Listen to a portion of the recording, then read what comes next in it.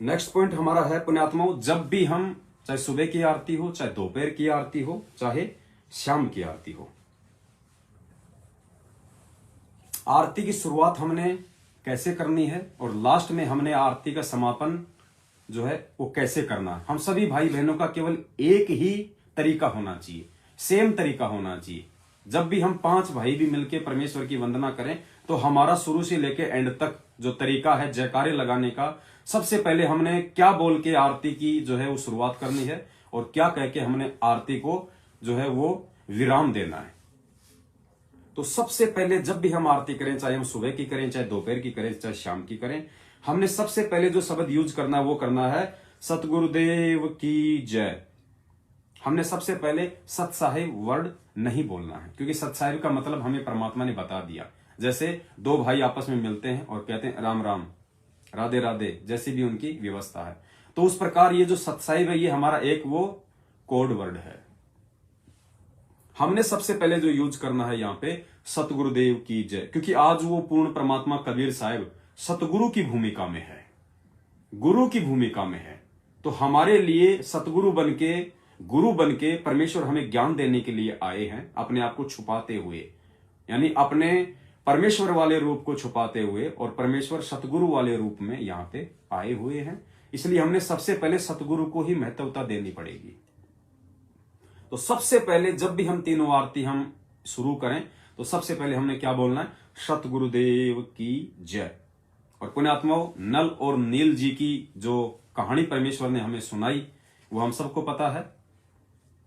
जब श्री रामचंद्र जी की सेना में वे शामिल हो गए सेवा करने के लिए, क्योंकि वो दोनों भाई कारीगर थे, राजमिस्त्री थे वो, तो जब वहां पे पुल का काम चल रहा था और समुद्र पे पुल बनाने का जब बात आई और समस्या खड़ी हो गई त्रिलोकीनाथ श्री रामचंद्र जी के सामने, तो किसी ने कहा कि भाई ऐसे ऐसे नल और नील नाम के 2 जो है राजमिस्त्री हैं, भगत हैं, उनके हाथों में उनके गुरुदेव के माध्यम से एक ऐसी पावर है, एक ऐसी उनको सिद्धि है उनके गुरुदेव के द्वारा बख्शीश, कि वो चाहे लोहा हो चाहे पत्थर हो, जो भी वस्तु वो जल में डाल देंगे वो नीचे नहीं डूबेगी।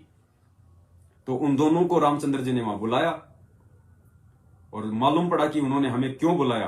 तो पुण्यात्माओं, जो गलती नल और नील जी ने की थी हम ना दोहराएं। नल और नील जी के अंदर उस समय थोड़ा सा अहंकार, अभिमान, गुरुदेव बताते हैं ये आ गया था काल प्रेरणा से। उन्होंने सोचा कि देखो आज खुद भगवान रामचंद्र जी फेल हो गए, जामवंत जी फेल हो गए, अंगद जी फेल हो गए, सुग्रीव जी फेल हो गए, जितने भी बड़े बड़े योद्धा थे उस समय जो इस पृथ्वी पे जो माने जाते थे वो सब फेल हो गए थे। तो उस समय नल और नील के अंदर काल प्रेरणा से ये अहंकार आ गया था कि आज हमारी वाह वाह हो जाएगी यहां पे। और जब ये रामचंद्र जी के सामने गए उन्होंने कहा कि साहब हमने ऐसे ऐसे सुना है आपके अंदर ऐसी कोई सिद्धि है। हाँ जी, बोले है हमारे अंदर। बोले वो क्या आप जो पत्थर जल में डालेंगे तैर जाएगा? हाँ बोले जी तैर जाएगा। बोलो डाल के दिखाओ, नमूना पेश करो, प्रैक्टिकल। तो उन्होंने जो गलती की थी पुण्यात्माओं, वो गलती हम ना करें। अब देखो ये चीजें दास को नहीं पता थी। हम यहां बैठे थे, दिन में साथ संगति कर रहे थे, कजोड़ जी थे, उनका जो परिवार था वो था, तो परमेश्वर ने उनको निमित्त बनाया और कहा कि भगत जी हम यहां पे ये एग्जाम्पल भी तो दे सकते हैं गुरुदेव के ज्ञान आधार से, कि उस समय नल और नील ने वो कार्य करने से पहले अपने गुरुदेव का नाम नहीं लिया था,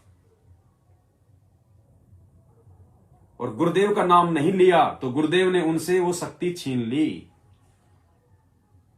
भले उन्होंने भगवान का नाम लिया होगा, परमात्मा का नाम लिया होगा, अपने और किसी का नाम लिया होगा, ना लिया होगा, लेकिन उन्होंने वक्त गुरु का नाम नहीं लिया जिनके माध्यम से उनको वो शक्ति वो प्राप्त थी। तो पुण्यात्माओं, हमने तो इतिहास से सीखना है। इसी को तो ज्ञान आधार कहते हैं, इसी को तो सत्संगों पे विचार करना कहते हैं। तो हम कोई भी कार्य करें, परमेश्वर ने क्या कहा, सबसे पहले सतगुरुदेव की जय और फिर मंगलाचरण। कोई भी कार्य शुरू करते हैं सबसे पहले सतगुरुदेव जी की जय फिर मंगलाचरण। तो हम तीनों समय की आरती जब भी हम शुरू करें, सबसे पहले हमारे जो वर्ड होंगे सभी भाई बहनों के, वो होंगे सतगुरुदेव की जय। और उसके बाद जो दूसरा वर्ड होगा वो होगा बंदी छोड़ सतगुरु रामपाल जी भगवान की जय। आधीनी के साथ हाथ जोड़ के, आंखें झुकी हुई, गर्दन झुकी हुई, क्योंकि ये परमात्मा है। ये पूरी सृष्टि का सबसे पवित्र नाम है 21 ब्रह्मांड में, वर्तमान में आप और हमारे लिए। तो सबसे पहले हमने बोलना है सतगुरुदेव की जय। ये भी नहीं बोलना कि बोलो सतगुरुदेव की जय, नहीं, जितना हम जो सेम यूज शब्द यूज करेंगे सब भाई बहनों ने वैसे ही यूज करना है मालिक की दया से। तो सबसे पहले सतगुरुदेव की जय।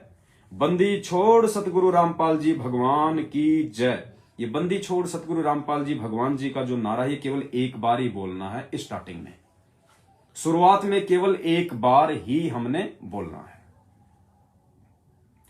उसके बाद डायरेक्ट हम गरीब नमो नमो सतपुरुष पे आ जाएंगे, क्योंकि ये विषय हम पहले आपको अच्छे से समझा चुके हैं सतगुरुदेव जी के आशीर्वाद से कि हमने बाकी जयकारे क्यों नहीं बोले, क्योंकि एक साधे सब सदे, सब साधे सब जाए, माली सींचे मूल को फले फूले अघाय। हमारा बेड़ा पार तो हमारे वक्त सतगुरु से होगा, वक्त गुरु से होगा। तो हमने वो 50 जयकारे बोलने के बजाय, क्योंकि वो सारे जयकारे इस परमात्मा के ही हैं। बंदी छोड़ कबीर साहिब की जय। तो कबीर साहिब कौन है आज? पूज्य गुरुदेव।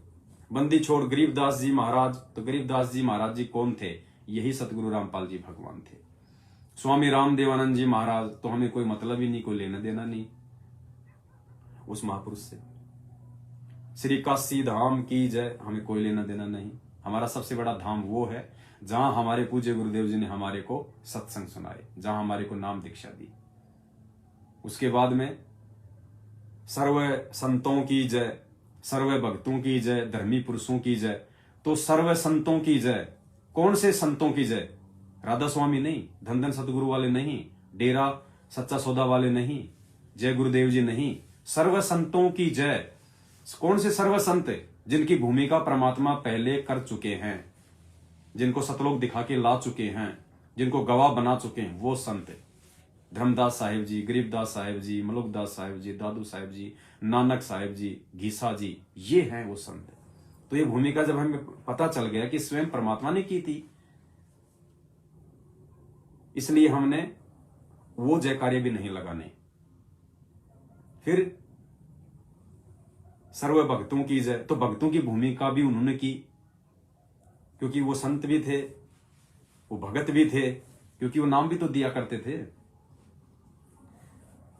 और उन्होंने एक भगत की भी भूमिका की। और धर्मी पुरुषों की जय, तो वो स्वयं ही वो धर्मी पुरुष थे, वो धर्म का वो पालन करने वाले थे, धर्म के अनुसार चलने वाले थे, लोगों को वो चलाने वाले थे। तो हमने उनकी भी जय नहीं बोलनी, जो भूमिकाएं परमात्मा पहले निभा चुके हैं। क्योंकि सीधी सी वाणी है परमात्मा की, एक साधे सब सदे, सब साधे सब जाए, माली सींचे मूल को फले फूले अघाय। और पुण्यात्माओं, जब परमेश्वर ने हमें सत्संगों के माध्यम से स्पष्ट कर दिया है कि पुण्यात्माओं आने वाले समय में पूरे विश्व का एक ही संविधान होगा, एक ही विधान होगा, एक ही जाति होगी जीव, एक ही धर्म होगा मानव धर्म, एक ही भाषा होगी तत्व ज्ञान वाली, एक ही झंडा होगा परमेश्वर का। तो पुण्यात्माओं, जयकारा भी एक ही होगा, जयकारा भी एक ही होगा। अब थोड़ा सा आप जियों का ये भ्रम निवारण परमेश्वर के ज्ञान आधार से करना अति आवश्यक है, क्योंकि कल परसों हमारे दिमाग से निकल गई थी। जो राम प्रकाश भगत जी थे और हमारे गुजरात की जो सतसेविका बहन है चेतना दासी, उनके बीच जो ऑडियो आपने जो सुनी थी, तो उसमें राम प्रकाश जी कह रहे थे कि भाई पवन तो जयकारे लगाने के लिए भी मना करता है, धर्मी पुरुषों की जय, संतों की जय। तो परमेश्वर ने वो समाधान भी दे दिया है, क्योंकि पुण्यात्मा जब ठीक का समय आता है और परमात्मा जब अपने बच्चों को निमित्त बना के संगत में संदेशा दिलवाते हैं, तो सबूत भी परमात्मा ही देते हैं। तो आप जी छोटा सा जो ये सत्संग है पूज्य गुरुदेव भगवान का, मुश्किल से 1 मिनट का, ये सुन लीजिए। इसमें परमात्मा ने स्पष्ट कर दिया है कि वो तत्वदर्शी संत कौन थे, वो साहिब कौन थे, वो धर्मी पुरुष कौन थे। सतगुरु लगे न कान न भेंटे वो संतरी, वो संत नहीं मिले तुझे।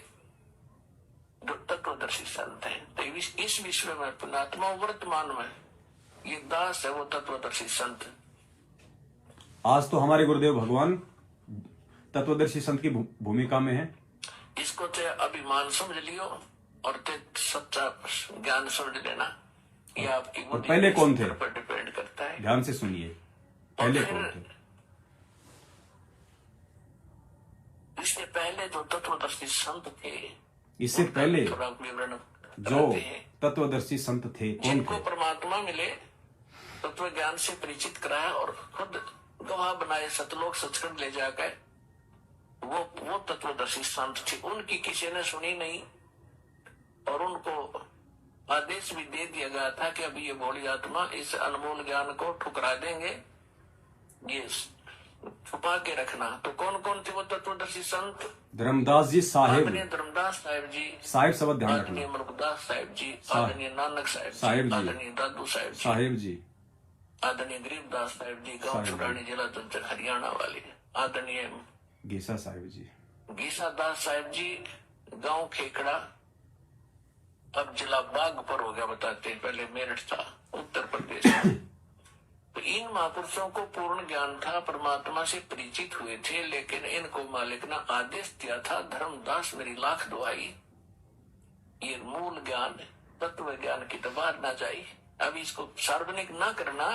यदि ये सार्वजनिक तुमने अब कर दिया तो पुण्यात्मा परमेश्वर ने क्या कहा कि वर्तमान में तो इस पूरी पृथ्वी पे अपने स्वयं का नाम लेते हुए कि ये दास है, अपना नाम लेते हुए पूज्य गुरुदेव जी ने, और कहा कि इसको अभिमान ना समझना। और पहले जो तत्वदर्शी संत थे जिनकी किसी ने बात नहीं मानी, उनका गुरुदेव ने जिक्र किया। कौन थे वो तत्वदर्शी संत? क्योंकि तत्वदर्शी संत की भूमिका कौन निभाता है? खुद कबीर परमेश्वर। कहा ना गुरुदेव ने कि तत्वदर्शी संत की भूमिका खुद कबीर परमात्मा ही निभाता है। तो नाम क्या गिनाए परमात्मा ने? धर्मदास जी साहेब। ये साहेब शब्द पुण्यात्मा किसके लगता है? परमात्मा ने क्या कहा? साहेब ने भेद दिया सब खोल, आपनी सतलोक राजधानी का। भोग की आरती में हम वाणी पढ़ते हैं ना परमात्मा की, संतों की वाणी है अनमोल, इसे ना समझ सके अनबोल, साहेब ने भेद दिया सब खोल, आपनी सतलोक राजधानी का। तो साहिब यानी परमात्मा, सत्य पुरुष, बंदी छोड़। तो आज पूज्य गुरुदेव जी ने भेद खोला ना सारा। 650 साल पहले सतलोक का भेद नहीं खोला गया था। त्रेता में, द्वापर में, सतयुग में सतलोक का भेद नहीं खोला गया था। सतलोक का भेद अगर किसी ने खोला है तो आज हमारे पूज्य गुरुदेव भगवान ने खोला है, सतगुरु रामपाल जी साहिब ने। आप कहोगे जी क्यों नहीं खोला था परमात्मा ने 650 साल पहले? तो सत्संगों से ही निष्कर्ष निकलेगा। धर्मदास जी से क्या कहा था परमात्मा ने कि धर्मदास मेरी लाख दुहाई, ये मूल ज्ञान कहीं बाहर ना जाई। मूल ज्ञान यानी सतलोक का भेद। तो आज से पहले परमेश्वर ने पूरा भेद नहीं खोला था। अगर परमेश्वर पूरा भेद खोल देते तो ये नकली भी आज यही ज्ञान देते और सतगुरुदेव जी के लिए सिरदर्द बन के खड़े हो जाते। इसलिए कहा था कि धर्मदास मैंने तुझे बता दिया, लेकिन तूने इसका भेद नहीं खोलना, किसी को गुप्त रखना है, ये पिछली पीढ़ी में खोला जाएगा। तो आज हम भोग की आरती में जो पढ़ते हैं उसमें क्या पढ़ते हैं? संतों की वाणी है अनमोल, इसे ना समझ सके अनबोल, साहिब ने भेद दिया सब खोल, अपनी सतलोक राजधानी का। तो आज भेद किसने खोला? हमारे पूज्य गुरुदेव भगवान ने। तो साहिब शब्द आज किसके लिए यूज हो रहा है? सतगुरु रामपाल जी भगवान के लिए। साहिब ने भेद दिया सब खोल, किसका? अपनी सतलोक राजधानी का। तो सतलोक किसकी राजधानी है? कबीर साहिब की। तो क्या शब्द यूज हो रहा है यहां पे? अपनी सतलोक राजधानी का। तो सतलोक का साहिब कौन है?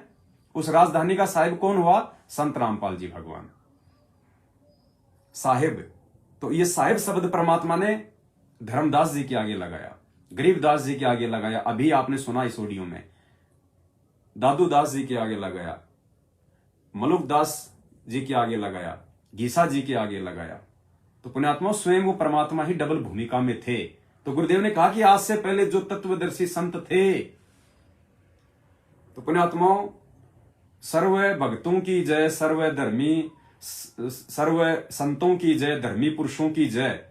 तो स्वयं कबीर परमात्मा ही तो थे उस रूप में। तो हम क्यों जय बोले जब साक्षात परमात्मा सामने खड़ा है, सतगुरु रामपाल जी भगवान के रूप में। और फिर मालिक ने कह दिया कि एक सादे सब सदै, सब सादे सब जाए, और माली सींचे मूलकू फले फूले आघाए। आप कहोगे गुरुजी जय क्यों बोलते हैं? तो परमेश्वर तो भैया हमें आध्यात्मिकता का पाठ पढ़ा रहे हैं, उन महापुरुषों की जानकारियां दे रहे हैं, ताकि हमें मालूम तो पड़े कि वो कौन कौन महापुरुष थे जिनकी भूमिका में परमात्मा ने हमारे लिए सदग्रंथ लिखवाए। कोई सतलोक है, वहां पे सारे सुख है, वो प्रमाण छोड़े। लेकिन अब इतना ज्ञान देने के बाद पुण्यात्माओं, हमने समझना पड़ेगा कि वो एकमात्र साहिब कौन है। इसलिए हमने बाकी पहले जो महापुरुष हुए हैं, जिनकी भूमिका स्वयं हमारे पूज्य गुरुदेव भगवान ने की है, तो अब हमने उनकी ना बोल के केवल अपने एक परम पिता परमेश्वर सतगुरु रामपाल जी भगवान की ही जय बोलनी है, जिनसे हमारा छुटकारा होगा, जिनसे हमारा मोक्ष होगा। तो कोई भी आरती हम जब करेंगे तीनों समय की सतगुरुदेव जी के आशीर्वाद से, तो हम सभी भाई बहनों ने बड़ी आधीनी से यही चीजें जो है बोलनी है कि सतगुरुदेव की जय, बंदी छोड़ सतगुरु रामपाल जी भगवान की जय, गरीब नमो नमो सतपुरुष को, फिर सीधा मंगलाचरण शुरू जो है होना है।